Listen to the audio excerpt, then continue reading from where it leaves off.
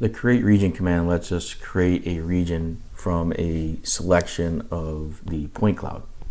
So for example, what I can do here is if I want to take this point cloud, you're going to select it, you'll see that now you have the ability to create a region. So I'm going to create a new region here, and I'm going to call it ground.